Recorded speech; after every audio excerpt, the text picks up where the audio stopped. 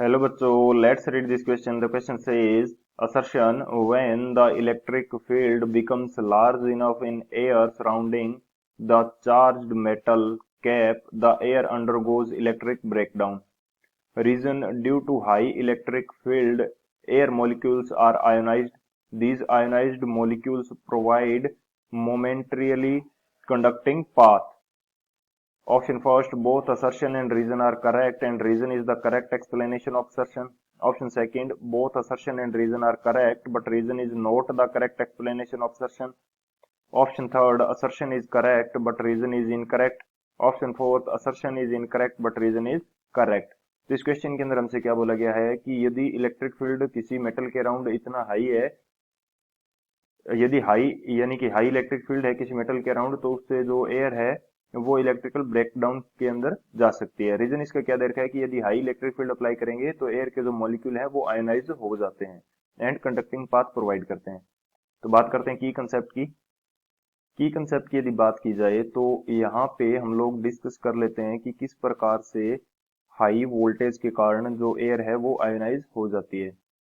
तो यहाँ पे फर्स्ट की कंसेप्ट के अंदर यदि मैं स्टेटमेंट लिखना चाहूँ तो वो मेरे पास क्या होगा, if we apply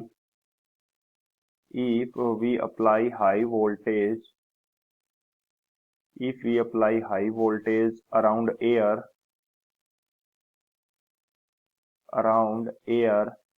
then air molecules gets ionized। यदि हम क्या करते हैं कि कोई हाई वोल्टेज यदि हमने अप्लाई किया एयर के अराउंड, तो जो मॉलिक्यूल्स होंगे वो आयनाइज हो जाएंगे, यानी कि पॉजिटिव चार्ज एंड हमारे पास नेगेटिव चार्ज के फॉर्म में ये मॉलिक्यूल्स आयनाइज हो जाएंगे एंड एक पाथ प्रोवाइड करेंगे इलेक्ट्रिसिटी को कंडक्ट होने के लिए। सो ये हमारा रहेगा यहाँ पे की कंसेप्ट। अब बात करते हैं सॉल्यूशन की यदि बात की जाए तो यहाँ पे हमें दे रखा है कि कोई मेटल ऑब्जेक्ट है। मैं मान लेता हूँ कि मेरे पास कोई मेटल स्फीयर है, इसको मैं कोई इलेक्ट्रिक फील्ड अप्लाई करता हूँ इसके ऊपर मैंने मान लिया कि मैं ई इलेक्ट्रिक फील्ड अप्लाई कर रहा हूँ, या इससे मेटल स्फीयर से ई इलेक्ट्रिक फील्ड जनरेट हो रहा है, क्योंकि हम इसको चार्ज देंगे तो इससे इलेक्ट्रिक फील्ड जनरेट होगा।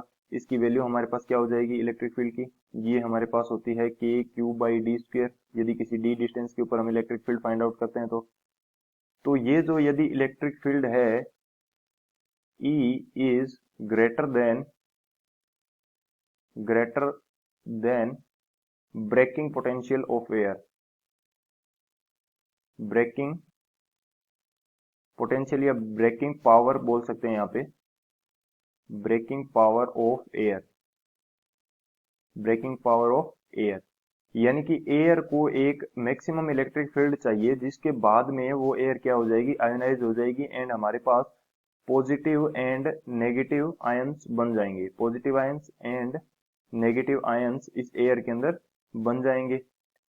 यानी कि यदि इलेक्ट्रिक फील्ड इतना ज्यादा हाई हो गया कि इसने एयर की जो ब्रेकिंग कैपेसिटी थी उससे ज्यादा इलेक्ट्रिक फील्ड बना दिया, या हमने इससे ज्यादा ब्रेकिंग कैपेसिटी, मैं यहाँ पे लिख देता हूँ, ब्रेकिंग कैपेसिटी से ज्यादा इलेक्ट्रिक फील्ड इसको दे दिया, तो जो एयर है मॉलिक्यूल्स हैं वो आयनाइज हो जाएंगे, पॉजिटिव एंड नेगेटिव आयन बन जाएंगे। सो असर्शन तो हमारा करेक्ट है, क्योंकि हमने की कंसेप्ट के भी अंदर डिस्कस कर लिया कि यदि ब्रेकिंग कैपेसिटी से ज्यादा है तो इलेक्ट्रिक फील्ड ज्यादा है तो आयनाइज हो जाएगी। एंड रीजन इसका क्या दे रखा है, रीजन हमें दिया हुआ है इस क्वेश्चन के अंदर कि जो हाई इलेक्ट्रिक फील्ड है उसके कारण एयर के मॉलिक्यूल आयनाइज हो जाएंगे, जिसकी वजह से एयर एक कंडक्टिंग पाथ प्रोवाइड करेगी। तो असर्शन हमारा करेक्ट हो गया कि जो इलेक्ट्रिकल ब्रेकडाउन के अंदर जाएगी, यानी कि ब्रेकडाउन मतलब आयंस के अंदर टूट गई एयर, एंड ये जो आयंस हैं ये हमें कंडक्टिंग पाथ प्रोवाइड करवाएंगे। तो यहाँ से हमारा असर्शन भी करेक्ट है, रीजन भी करेक्ट है, क्योंकि ये कंडक्टिंग पाथ आयंस के कारण तो इलेक्ट्रिसिटी फ्लो हो सकती है, सो कंडक्टिंग पाथ हमें मिल सकता है। असर्शन भी हमारा करेक्ट हो गया, रीजन भी हमारा करेक्ट हो गया, एंड ये जो हमारा रीजन है ये इस असर्शन के लिए करेक्ट एक्सप्लेनेशन भी है, क्योंकि यदि हाई इलेक्ट्रिक फील्ड के कारण एयर मॉलिक्यूल आयोनाइज नहीं होंगे तो ये जो एयर है हमारी इलेक्ट्रिकल ब्रेकडाउन के अंदर नहीं जाएगी। सो आयोनाइज होने के कारण इलेक्ट्रिकल ब्रेकडाउन के अंदर जाती है। तो असर्शन हमारा करेक्ट, रीजन हमारा करेक्ट, एंड जो रीजन है ये असर्शन के लिए करेक्ट एक्सप्लेनेशन भी है। तो option A is the correct, option A, both assertion and reason are correct, and reason is the correct explanation of assertion. So option A is the final answer. I hope you understood it well. Best of luck. Thank you.